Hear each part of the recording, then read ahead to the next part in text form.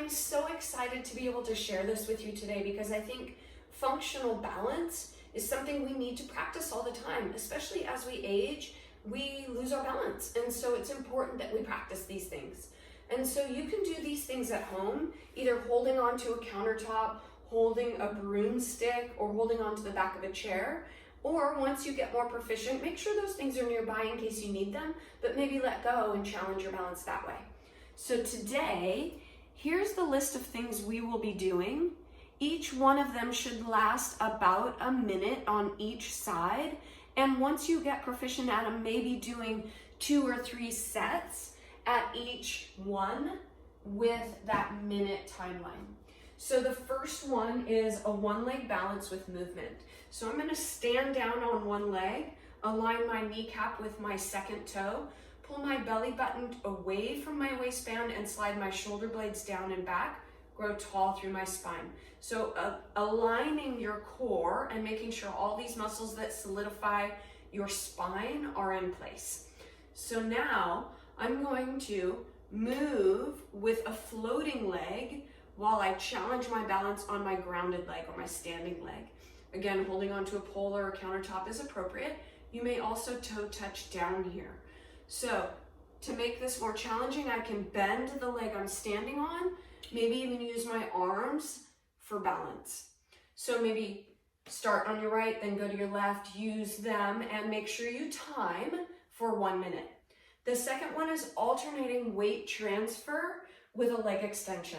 So I'm extending my leg out in front of me, and then I'm transferring my weight. So as you can see, moving sideways, you also could possibly lose your balance. So I'm catching my balance here and stopping momentum, extending the leg, and then transferring my weight, pausing for a moment to get my bearings, and then extending the leg again. So to make it more challenging, you can take a bigger step. To make it less challenging, a smaller step. Taking a minute to go back and forth, or take a minute on this side, take a minute on this side, and you can travel across and then come back and then go a minute the other way. Completely up to you, and also dependent on how much room you have in your house. The third one is side leg lift. So I'm gonna be tall through my spine here. The key here is making sure that my spine is perpendicular to the floor. So I'm gonna extend one leg out and come back. Again, I can hold a pole or hold a countertop, extend and come back. And part of our balance comes from our hip complex. So using these muscles that support our hip, our gluteal muscles, our backside, and the side of our hips are so important for balance as well. So here's another option. And then the last one is getting an unstable environment. So I'm using a folded up yoga mat here, but you can stand on a pillow, you can stand on anything folded up, maybe a couple towels.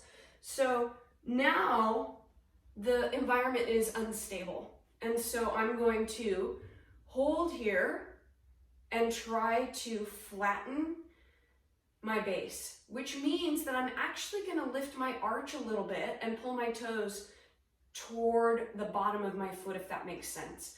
Growing tall again and lifting one leg, holding on to a countertop. You'll feel your arch of your foot start to get tired, but you'll also feel your leg get tired. You can also challenge yourself here with a bent knee, making sure that knee is aligned with your second toe, because the common mistake here is this.